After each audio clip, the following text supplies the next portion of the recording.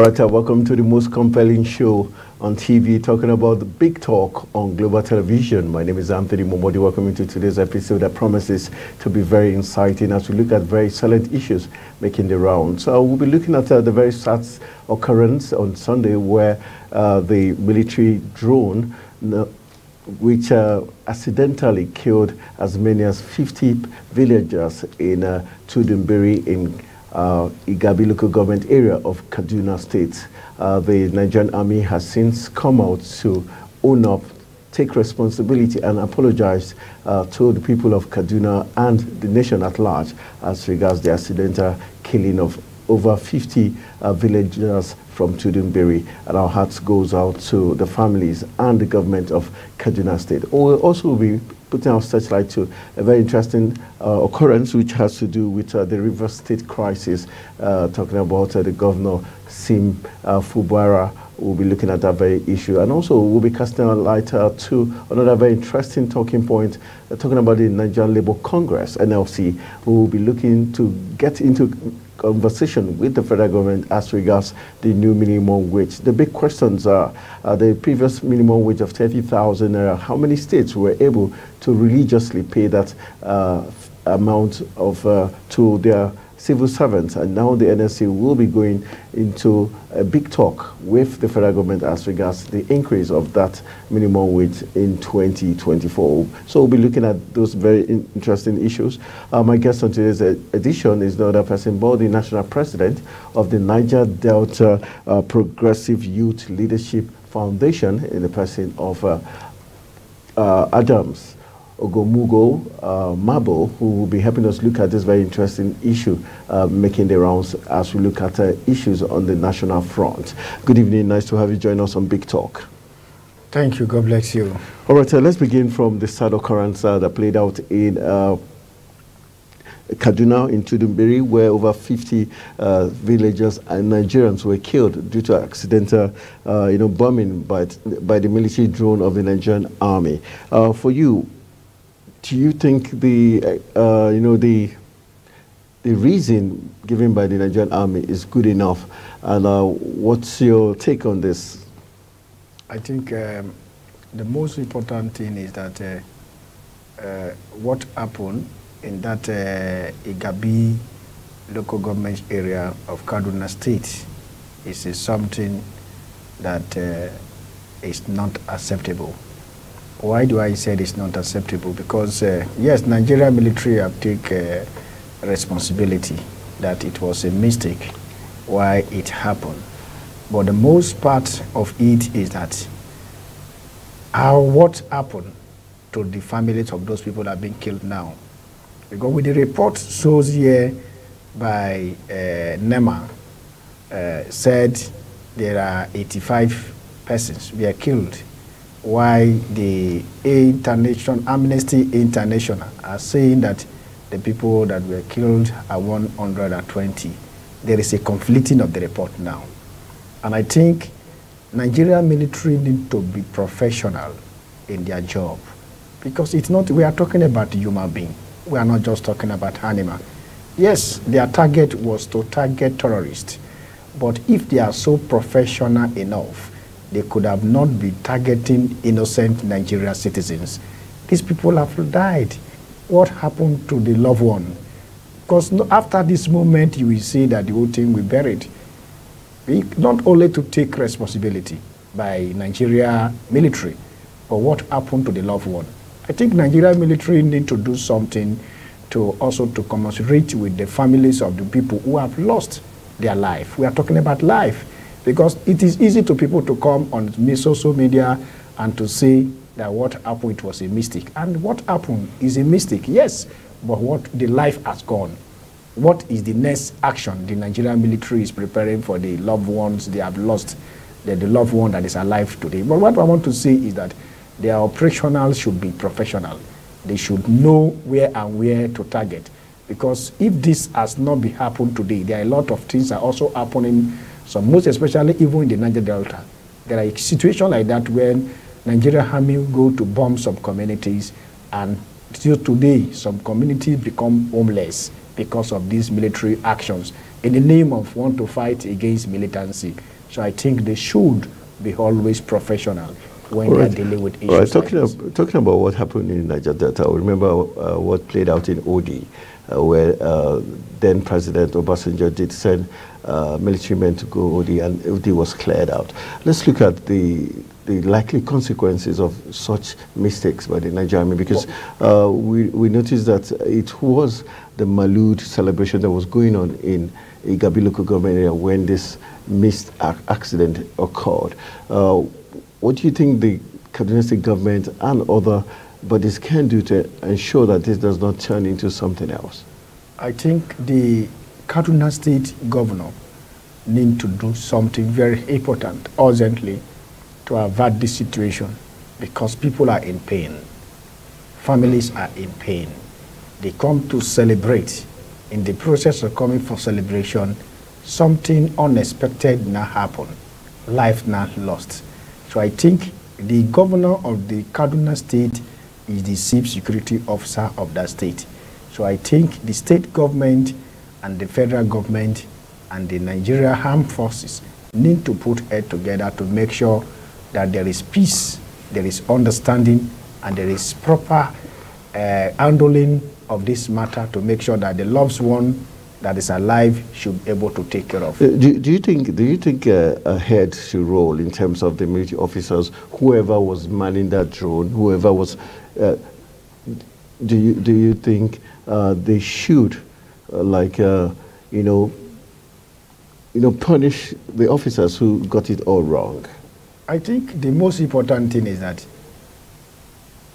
the officer who have carried out that actions of the drum and said it was a mistake.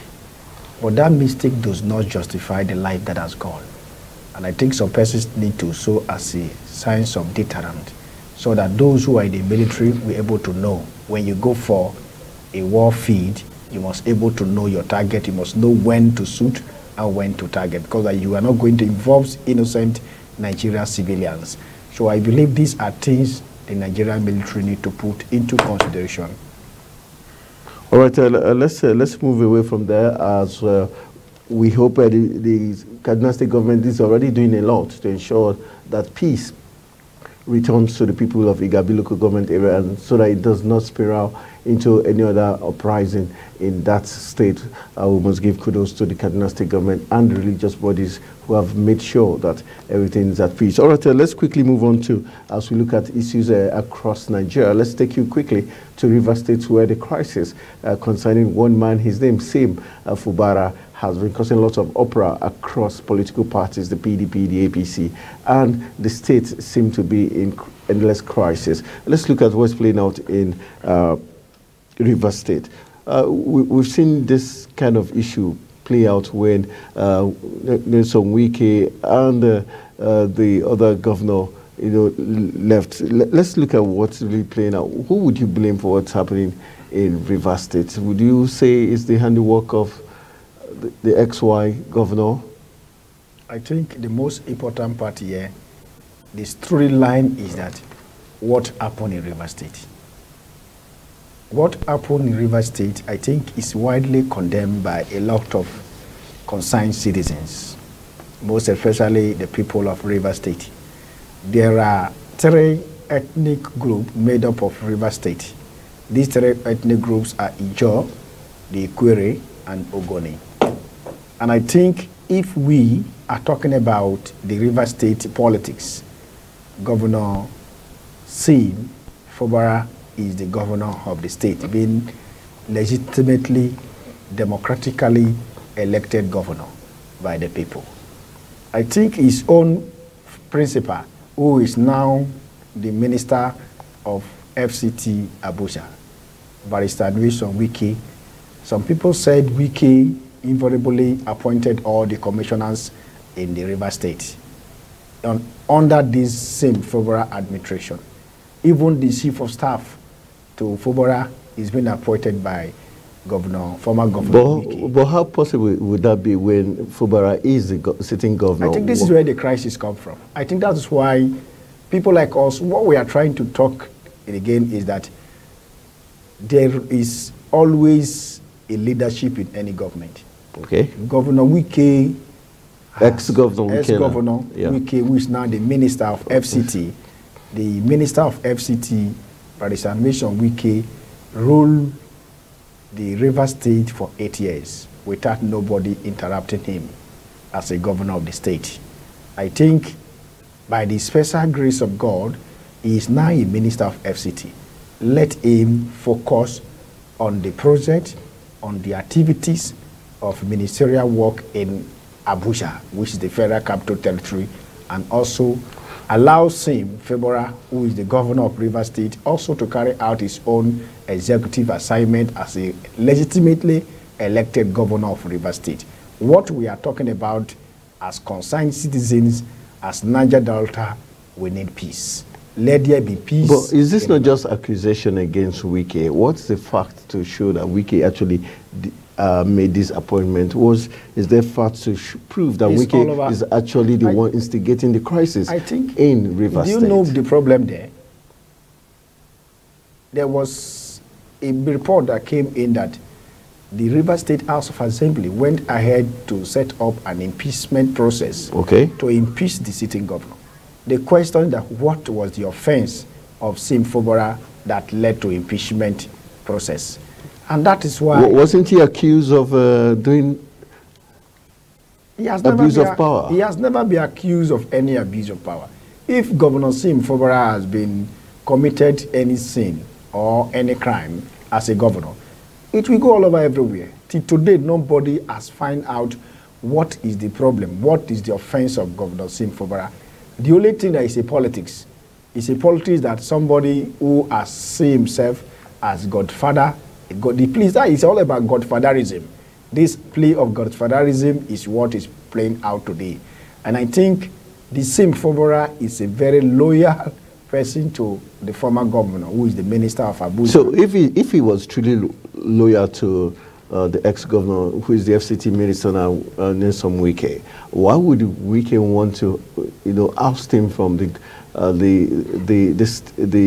governor's house, seat? And does Wike have the power? Because the people of River State actually voted him into power.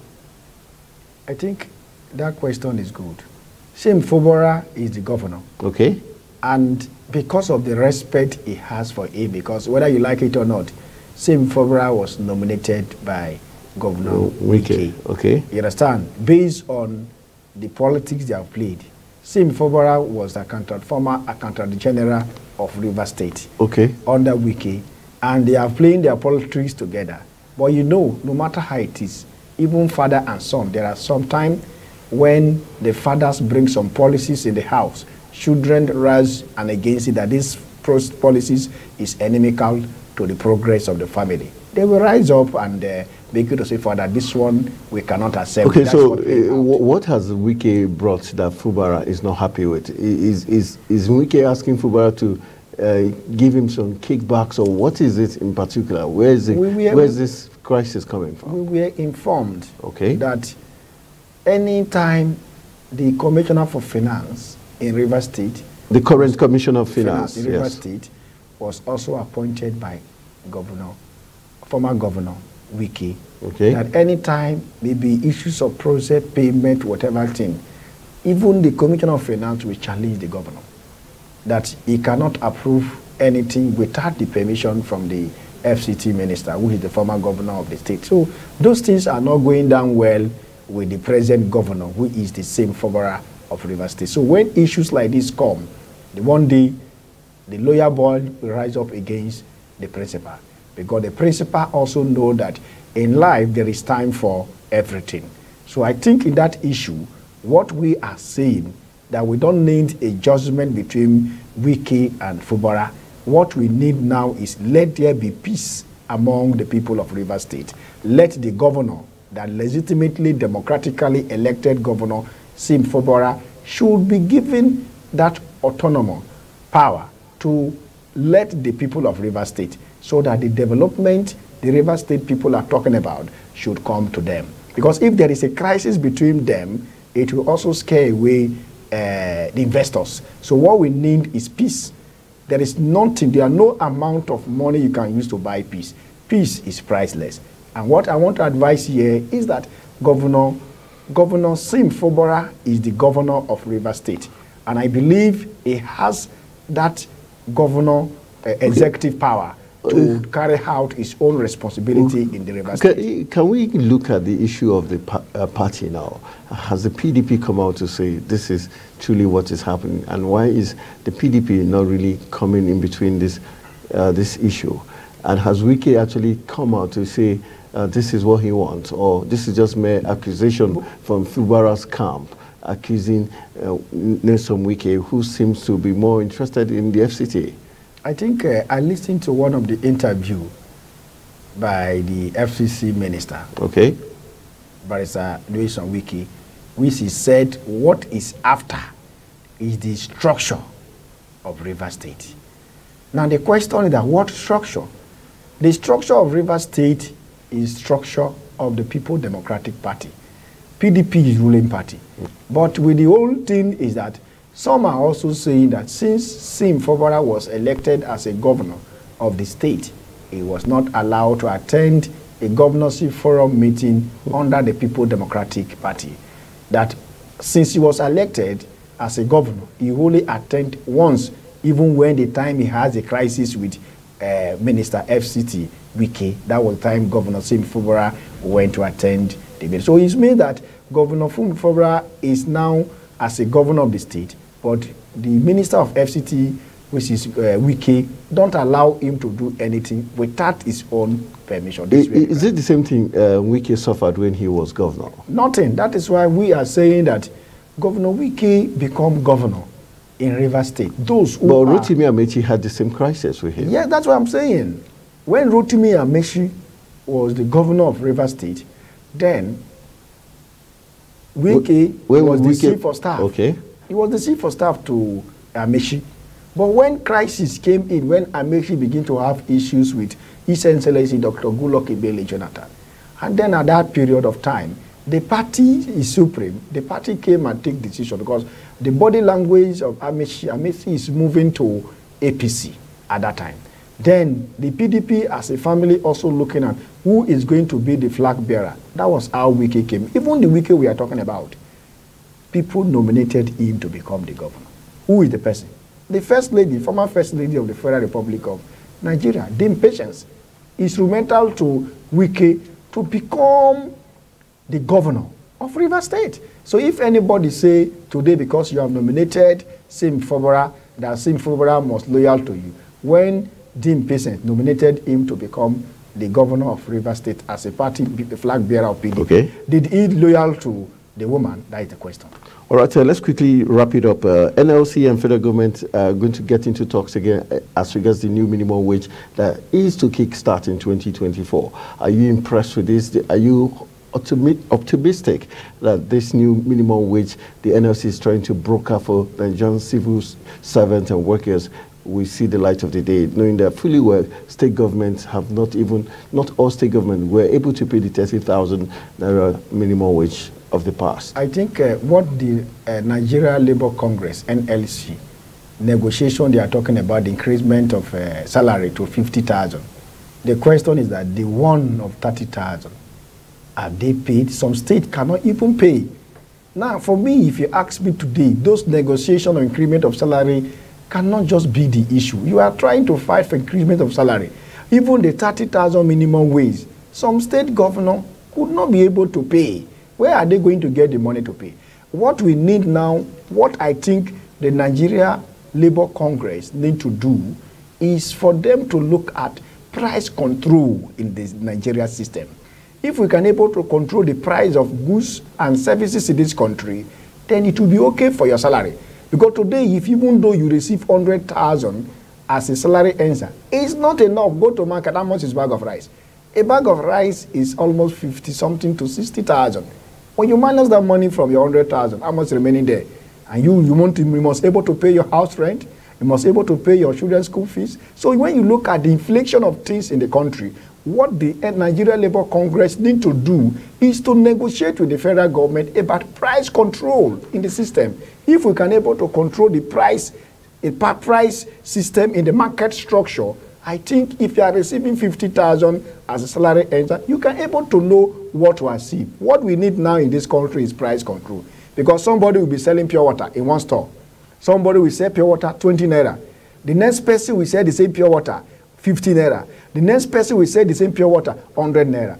So when you look at it, it's the same content, the same quality, the same thing. So when you look at price control, is the problem and challenges we are facing in this country. If we can able to look at the market system and control the price of goods and services, I think the issues of salary increment is not what the NLC need to talk about. They need to talk about how to look at the price of things and how to negotiate with marketers and to reduce things so that those, if you are receiving 50,000, it will be easy for you to manage your family. All right, let's quickly, just your last take here. So what will be your last words for the Nigerian military as regards what happened in Tudunbiri? I think my last statement to Nigerian military is for them to look at these issues very critically before it, because the federal government has said they're going to investigate it. Yeah, they should investigate it, and then those who are involved in this drums target should bring to book, and also for them to be as a deterrent to others. Okay, for Rivers State, your last word. My Rivers State last word is that Governor Sim Fubara should allow to be breathed. Wike should manage his affair as a minister of FCT, because Abuja as it is, a lot of issues is there for him to handle as a minister of Abuja. So I let everybody as his own assignment. As a minister, carry out your minister responsibility. As a governor, allow him to breathe to carry out his own government responsibility. That's what I have for them. All right, so that's how we're going to call it a wrap on today's edition of the program, The Big Talk. And the man who has had the big talk this evening is no other person but Adam Ogomugo Mabo, who is the national president of the Niger Delta Progressive Youth Leadership Foundation, right here in the Federal Capital Territory, helping us look at the big talk from Rivers State as regards Sim Fubara, where he's alleging that the FCT minister, Nyesom Wike, is being fingered as the person causing the crisis in Rivers State, and also calling on the Nigerian army to investigate properly and bring the officers to book who have led to this very unfortunate incident where over 50 lives were lost in the Tudunbiri community in Kaduna State. And also for NLC and the federal government talk as regards the new minimum wage, he says the best thing to do is price control. All right, so that's how we call it a wrap on today's edition. Thank you for joining us. It's Global Television. Good evening.